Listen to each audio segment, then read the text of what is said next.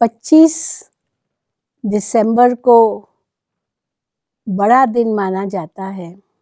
इसी दिन को क्रिसमस भी कहते हैं। दिखाते हैं कि क्राइस्ट का जन्म 25 दिसंबर को ही हुआ था।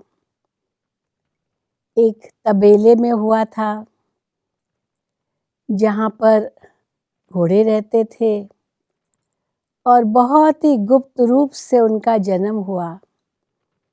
लेकिन वही जीसस कैसे जीसस क्राइस्ट बन गया, जिसके द्वारा क्रिश्चियन धर्म की स्थापना हुई। तो आज के ही दिन दुनिया भर में जितने भी क्रिश्चियंस हैं वो इसी दिन को बड़ा दिन मान करके बहुत कुछ मनाते हैं, बहुत खुशियाँ मनाते हैं। आज से कहा जाता है कि जब क्राइस्ट का जन्म हुआ तो उस समय चारों ओर दुख का वातावरण तो था ही, और क्राइस्ट का जन्म हुआ मानव में सुख शांति लाने के लिए, मानव में प्यार भरने के लिए, क्योंकि क्राइस्ट का यही संदेश था कि लव योर नेबर, सबसे प्यार करो। क्योंकि उस समय एक नफ़रत का माहौल था। लेकिन कैसी बड़ी विडंबना कि इतनी महान हस्ती को भी लोगों ने समझा नहीं और एक दिन उसे सूली पर चढ़ा दिया। लेकिन उनके विचारों ने सारे दुनिया पर अपना वर्चस्व जमाया और आज क्रिश्चियन धर्म हम देखते हैं सारी दुनिया में फैला हुआ है। और केवल क्रिश्चियन धर्म के लोग ही नहीं, लेकिन सभी लोग आज के दिन बहुत खुशियाँ मनाते हैं। अब ये क्रिसमस या 25 दिसंबर का महत्व क्या है? क्योंकि इन्हीं दिनों में एक परिवर्तन आता है धरती पे, और वैसे भी पुराना साल समाप्त होता है, नया साल शुरू होता है, और जो रातें बढ़ती जाती थी वो धीरे धीरे घटना शुरू हो जाती है और दिन बढ़ता जाता है। तो ये भी कह सकते हैं कि एक परिवर्तन की वेला है, जिस समय अज्ञान अंधकार समाप्त होता है और प्रकाश का सवेरा जागृत होता है। तो वास्तव में देखा जाए ये केवल एक क्राइस्ट का ही यादगार नहीं है, पर ये संसार के अंदर भी परिवर्तन का एक यादगार है। क्योंकि क्रिसमस के दिन ही फादर क्रिसमस का भी आह्वान करते हैं। फादर क्रिसमस को एक बूढ़ा व्यक्ति दिखाते हैं जो आकाश में रेनडियर्स पर आता है और उसे लाल और सफ़ेद कपड़े हैं। अब ये लाल और सफ़ेद कपड़े फादर क्रिसमस के नाम से बहुत ही प्रख्यात है, और दिखाते हैं कि फादर क्रिसमस आकाश से आता था और छोटे छोटे बच्चों को एक सौगात देता था। चिमनी से प्रवेश करता था, ऊपर से नीचे आता था, हर एक के घर में जहाँ भी छोटे बच्चे होते थे उनको एक सौगात देता था। अब ये लाल और सफ़ेद का क्या राज है और कौन है फादर क्रिसमस? इसका क्राइस्ट से तो कोई संबंध है ही नहीं, लेकिन इसका अपना ही महत्व है। और महत्व क्या है? परमात्मा जो निराकार है, ज्योति स्वरूप है, सदा शिव है, जिसको हम लोग एक प्रतीक रूप में दिखाते, एक अंगुष्ठाकार प्रतीक रूप, तो वो जो प्रतीक लाल दिखाया है और फिर उसमें सफ़ेद, तो सफ़ेद प्रजापिता ब्रह्मा की यादगार है। तो वास्तव में शिव परमात्मा प्रजापिता ब्रह्मा के माध्यम से आकर के कैसे हम आत्माओं को एक नया जीवन प्रदान करते हैं, एक नए युग की शुरुआत करते हैं, अज्ञान अंधकार को मिटाते हैं और ज्ञान का प्रकाश संसार में फैलाते हैं। और जो छोटे छोटे बच्चों को गिफ्ट्स दी जाती है, ये सौगातें, ये गिफ्ट्स वास्तव में ज्ञान रत्न हैं जो परमात्मा हम बच्चों को देते हैं। ये केवल छोटे बच्चों की बात नहीं है, लेकिन हम सब आत्माएं हैं, एक परमात्मा की संतान हैं, आपस में भाई भाई हैं, बच्चे हैं।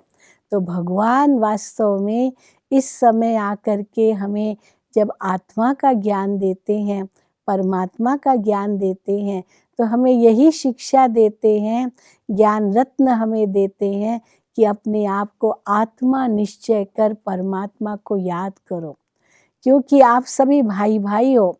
तो भाई भाई का प्रेम आपस में कितना होना चाहिए, पर ये तब होगा जब हम एक पिता की संतान अपने आप को मानेंगे। वैसे भी कहते हैं हिंदू, मुस्लिम, सिख, ईसाई, हम सब है भाई भाई, लेकिन आज भाई भाई कहते हुए भी ये क्यों बंटवारा हो गया है? क्योंकि अनेक धर्म आज व्याप्त है और हर एक समझता है कि मेरा धर्म ही महान है, मेरा धर्म ही श्रेष्ठ है, और दूसरे के धर्म से विरोध करते हैं या नफरत करते हैं। लेकिन आज का दिन हमें यह संकेत देता है कि सबसे प्यार करो, सब आत्माएं हैं, वो आपके भाई हैं, एक पिता की संतान हैं। यही वास्तव में क्राइस्ट ने भी बताया और साथ साथ परम पिता परमात्मा भी हमें यही शिक्षा देते हैं, क्योंकि आज इस प्रेम के अभाव के कारण ही आज संसार में इतने युद्ध हो रहे हैं, इतनी लड़ाइयाँ हो रही है, इतने झगड़े हो रहे हैं, परिवार में इतना तनाव है, भाई भाई एक दो के दुश्मन हो गए हैं। ये सब कलयुग अंत की निशानियाँ हैं और इन निशानियों के आधार से हम इस निश्चय पर पहुँचते हैं कि अब ये समय बदलना है, क्योंकि अति के बाद तो अंत आता ही है। तो क्रिसमस हमें याद दिलाता है ये अति का समय है। आज भी हम देखते हैं चारों तरफ कैसे बर्फ़ पड़ रही है, इतनी ठंडी है, चारों ओर विंटर का सीज़न है, लेकिन इस विंटर के सीज़न में भी एक सफ़ेदी है, एक सुंदरता की निशानी है। वो हमें याद दिलाती है कि अब इस घोर कलयुग के बाद एक ऐसा सुंदर संसार आना है जिसको हम सतयुगी दुनिया कहते हैं, जहाँ मानव देव होगा, जहाँ एक पैराडाइज होगा, जिस पैराडाइज में बहुत प्यार प्रेम होगा, सबके अंदर एक भाईचारा होगा और सुख शांति संपन्न संसार होगा, धन धान्य से भरपूर होगा। वैसे क्रिसमस के दिन सब आपस में मिठाइयाँ बांटते हैं, एक दो का मुख मीठा करते हैं, गले लगते हैं, नए कपड़े पहनते हैं, नए साल का आह्वान करते हैं, तो बहुत खुशियाँ मनाते हैं। तो हम आत्माओं को भी ये खुशी ज़रूर मनानी चाहिए कि अब परम पिता परमात्मा नए संसार की रचना कर रहे हैं। ये घोर कलयुग जो दुखमय संसार है, अज्ञान अंधकार है, जो इतनी भयंकर रातें हैं, बेहद की रातों के रूप में, वो आज के दिन हमें एक आश्वासन मिलता है कि ये सब खत्म होने वाला है, ये सब नष्ट होने वाला है और फिर से एक नया संसार आना है। इसी बात को हम उजागर करने के लिए क्रिसमस मनाते हैं। क्राइस्ट का यादगार वो तो नाम है ही, वो तो निमित्त मात्र है ही, लेकिन एक नए संसार का आगमन ये हमें आज का दिन एक उदाहरण बन कर के हमें बताता है। तो क्यों न हम कुछ ऐसे संकल्प करें कि हम अपने जीवन को ऐसा पवित्र और योगी बनाएंगे जैसे क्राइस्ट स्वयं थे, तो हम भी ऐसा बन जाएंगे और उन्होंने जो कुछ कहा उनका अनुसरण करेंगे, क्योंकि परमात्मा भी अब हम आत्माओं को उसी नई दुनिया में चलने के लिए, अनुसरण करने के लिए जो शिक्षाएं देते हैं वो हमें धारण करके अपने जीवन को श्रेष्ठ बनाना है। तो यही क्रिसमस का एक बहुत बड़ा संदेश है जो हम आत्माओं को आज अपने जीवन में धारण करके अपने जीवन को पवित्र और योगी बनाना है, एक परमात्मा से सर्व संबंध जोड़ने हैं। यही आज का संदेश है। Jingle bells, jingle all the way. Oh, what fun it is to ride in a one-horse open sleigh. संगम के इस अवसर पर झूमे नाचे गाए, आओ हम इस क्रिसमस को बाबा संग मनाए. We wish you a Merry Christmas, we wish you a Merry Christmas, we wish you a Merry Christmas and a Happy New Year. Merry Christmas.